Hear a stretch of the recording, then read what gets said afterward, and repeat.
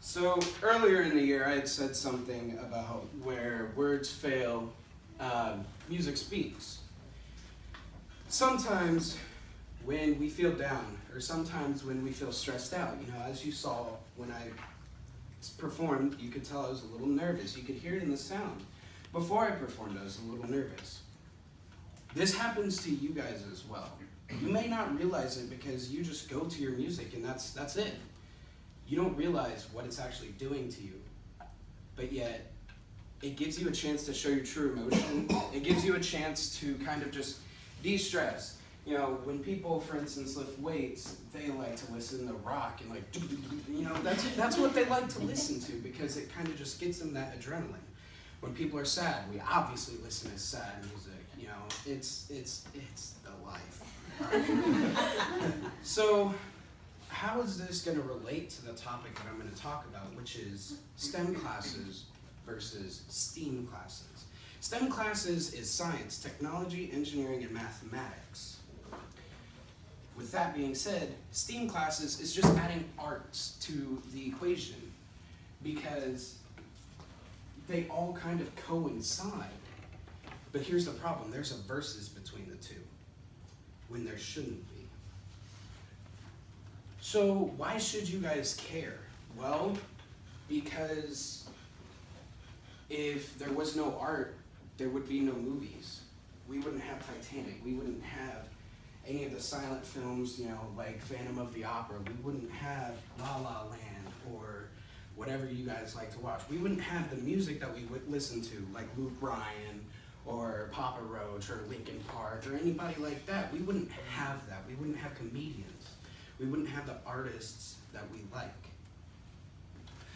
So, what's the real problem, though? The real problem is that No Child Left Behind kind of killed the arts program.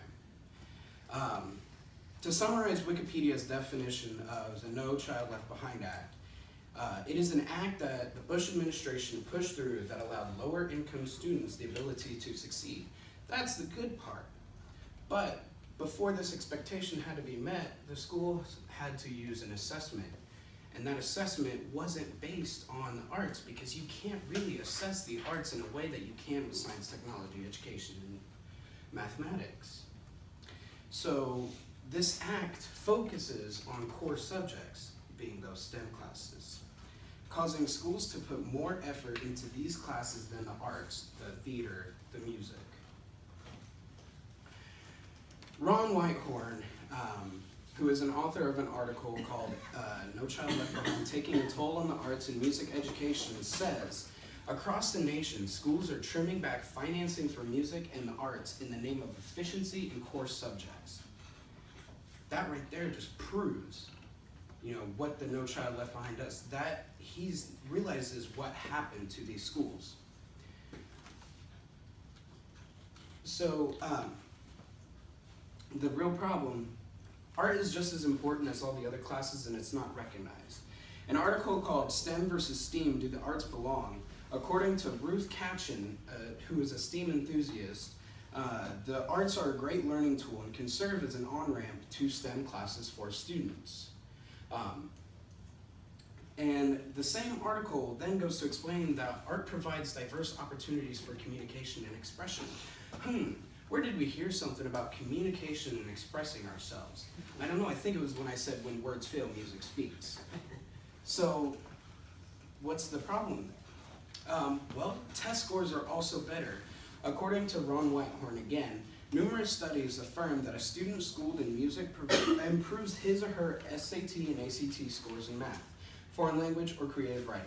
Creative students are better problem solvers as well. So I have a graph to show you guys just how true this is. Can everybody see this? Okay, so according to the Americans for the Arts, data from the College Board show that students who take 4 years of arts and music classes while in high school on average score about 100 points better on their SATs than students who took only 1/2 year or less.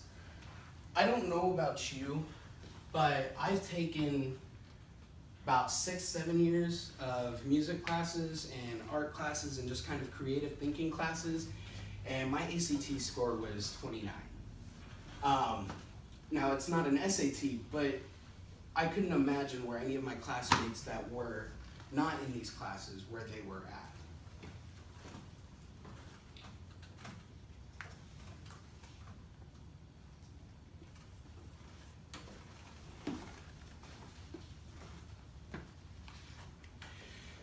So Greg Stelluto is kind of an important person. He's the director of the Peoria Symphony Orchestra here in Illinois, which is fun because I didn't even know that Peoria had one. I knew we had the Chicago, but hey.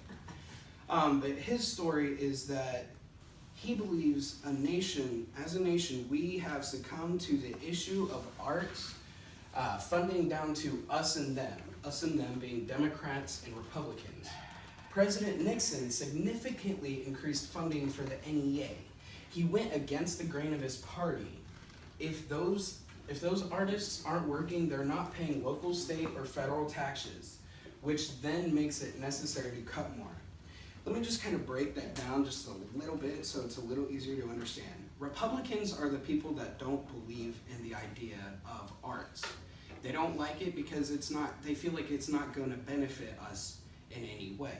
Democrats are the ones that, they're like, it's a way that we're getting income because comedians have to pay their producers have to pay the companies, and it's just a big cycle. But if we take away the arts and if we cut arts out of the schools, then how are those teachers going to be paying taxes? Because the schools have to pay somebody to teach that, do they not?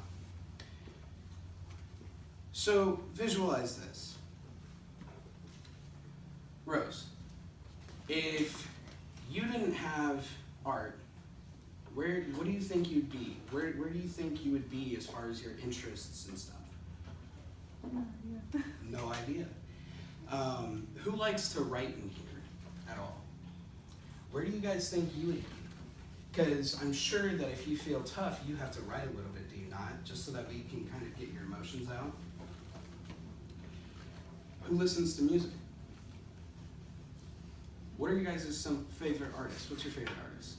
Mine? I don't particularly have one. Ben? I like Bon Jovi. Bon Jovi, Sam? I don't really have a particular artist group that But it's the simple idea that if you didn't have them, you guys wouldn't be able to deal with some of the problems that you do. If we didn't have them, we'd still be listening to or looking at Charlie Chaplin and Uno Neal silent movies, which even then they had to have art somehow. So what can we do? The author of the article, STEAM versus STEM, What's Better, Janelle Cox states, STEAM education is just too new right now. But the students of today need to be able to solve problems of tomorrow. So we have to advocate, make it aware that arts allow for better students when it comes to scores and thinking.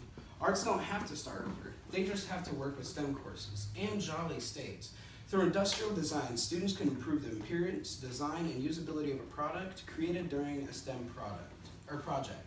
Persuasive writing and creative writing could be more integrated. As students brainstorm solutions, encourage them to adopt a playful, innovative, and artistic approach. Calling on their artistic brain can help them to generate more creative and innovative thinking. So picture this last thing. If a scientist who never took any form of liberal arts or humanities always followed the book but could never find a cure, he'd give up. So we'll call him Scientist A. Scientist B is the scientist who did take art programs and has a little more of an open mind. He looks at the problem from a different perspective and finds a solution. But why? Why did he find a solution and the other one didn't? This is because scientist B thought outside of the box. See, we are always told to think outside of the box, but what if we couldn't? What if our means of creativity were taken away? Then we would be trapped in that box. We wouldn't be able to look at things from a different perspective. So who do you want to be? Scientist A or scientist B?